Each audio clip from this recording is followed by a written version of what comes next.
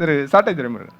4 முனை போட்டி நாற்காலி யாருக்கு என்கிற தலைப்பில் நான் உடன்படவில்லை என்று மரியாதைக்குரிய அண்ணன் கல்யாணசுவரன் சொன்னாங்க.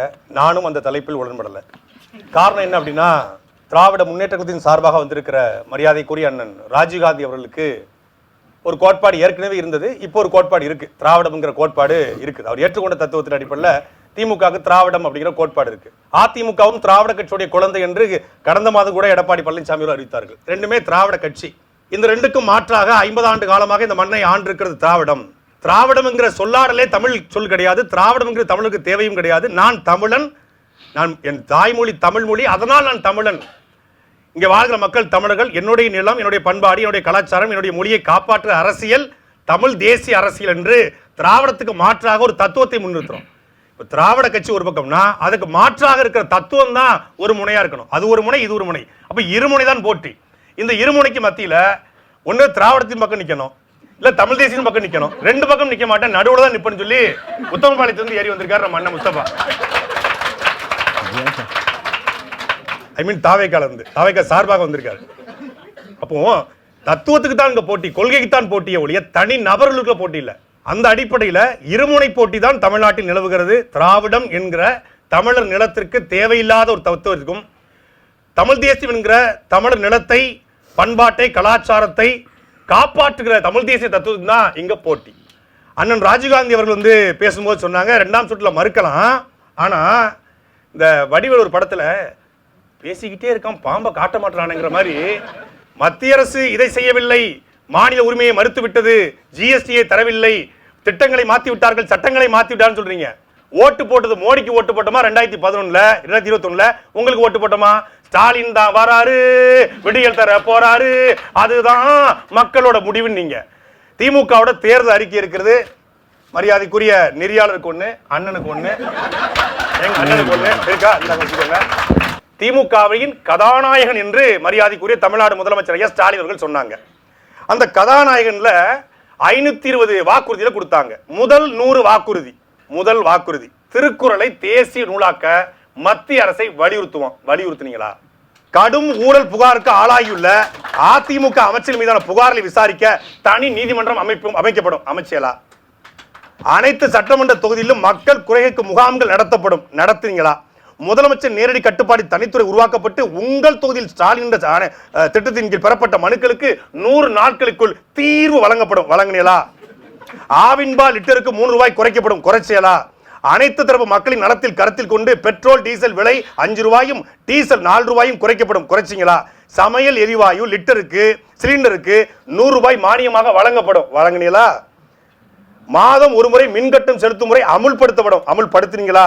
அனைத்து அரசு வேலை வாய்ப்பிலும் பெண்களுக்கு இடஒதுக்கீடு 30 விழுக்காட்டுக்கு இருந்து 40 விழுக்காடு ஆக்குனீங்களா? கடலோர மாவட்டங்கள் அனைத்திலும் கடல் நீரை குடிநீராக்கும் திட்டம் வழங்கப்படும். இலவச பேருந்து, மகளிருக்கு உரிமை தொகை 1000, அப்புறம் மாணவிகளுக்கு உரிமை தொகை 1000, தமிழ் மகன் திட்டத்தில் 1000 ரூபாய், 3000 ரூபாய் இலவச பேருந்து. அந்த பேருந்தை தவிர வேற என்ன நீங்க செஞ்சிருக்கீங்க அது சொல்லுங்க. நாங்கள் ஆட்சிக்கு 10,64,000 கோடி கடனுங்க. தமிழ்நாடு அரசுக்கு 10,64,000 கோடி கடன். மரியாதைக்குரிய முன்னாள் முதலமைச்சர் எடப்பாடி பழனிசாமி அவர்கள் ஆட்சியை விட்டு இறங்குற பொழுது 5 லட்சம் கோடி கடன். எடப்பாடி கடன் வாங்கி வச்சுட்டாரு, கடன் இருந்த மாநிலம் மாத்திருச்சு. நாங்கள் வந்தால் தனிநபரின் வருமானத்தை பெருக்கி தமிழ்நாடு அரசு கடனை அடைத்து நாங்கள் நல்லாட்சி தருவோம்னு சொன்னீங்களா சொல்லலையா? நான் சொன்னதைத்தான் செய்வேன், செய்ததைத்தான் சொல்லுவேன், ஏன்னா நான் கலைஞர் மகம்னு சொன்னீங்களே. இந்த 100 வாக்குறுதிகள்ல எதையும் நிறைவேற்றாம கடந்த ஒரு வாரத்துக்கு முன்னாடி மட்டும் ஆசிரியர் பெருமக்கள் திமுகவுடைய தேர்தல் வாக்குறுதி 311 சம வேலைக்கு சம ஊதியம் என்கிற அந்த வாக்குறுதியை நிறைவேற்ற சொல்லி போராடுறாங்க. அந்த போராடி ஆசிரியர் பெருமக்களை இங்க போராடினா நேராக கொண்டு கிளாம்பாக்கத்தை இறக்கி விட்டுறது. என்ன நினைச்சேன், எதுக்கு திருச்சி கோயம்பேடுல இருந்து 45 கிலோமீட்டர் கிளாம்பாக்கத்தை கட்டிருக்காங்கன்னா யாராவது போராடினா தூரமா கொண்டு விட்டு வந்துடலாம்ல. அதுக்காக கிளாம்பாக்கத்தை கொண்டு போய் ஊருக்கு வெளியே கட்டி வச்சாச்சு. கிட்டத்தட்ட 12,000 பெண்களை நடுத்தருவில் போராட விட்ட அரசு இந்த அரசு. நேரா பிஜேபி பூந்துரும். பிஜேபி தலைகீழ தண்ணி குடிச்சாலும் தமிழ்நாட்டில் தாமரை மலராது. ஆனால் அது போலியான பொய்யான பூச்சாண்டியை காட்டி பிஜேபி வந்துடும். அதனால எங்களுக்கு ஓட்டு போடுங்க. இதைத்தானே 2019 நாடாளுமன்ற தேர்தல் சொன்னீங்க, இதைத்தானே 2024 நாடாளுமன்ற தேர்தல் சொன்னீங்க. இப்போ ஒரு பொய்யான வாக்குறுதியை கொடுத்து மக்களை ஏமாற்றி வாக்கை பறித்து 10 லட்சம் கோடி கடனை வாங்கியிருக்கிற இந்த திமுகவை வீட்டுக்கு அனுப்ப வேண்டிய தேர்தல் இந்த தேர்தல். திமுகவை ஏன் வீட்டுக்கு அனுப்பணும்? திமுக எதிர்கட்சியா இருந்தா திமுகவை போல சிறந்த கட்சி உலகத்திலே கிடையாது.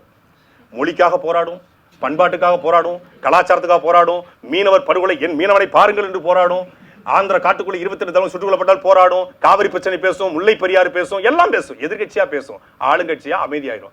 அதிமுக ஆட்சியில சாத்தான்குளம் படுகொலை என்றால் இங்கே அஜித்குமார் திருப்போணத்திலே படுகொலை, அங்கே பொள்ளாச்சி பாலியல் வன்கொடுமை என்றால் இங்கே அண்ணா யூனிவர்சிட்டியிலே படுகொலை, அங்கேயும் சட்ட ஒழுங்கு பிரச்சனை. 2 பேருக்கு தான் போட்டி. நாங்க இதுல கமிஷன் வாங்குறதுல, கரெக்ஷன் வாங்குறதுல, கொள்ளடிக்கல போட்டி.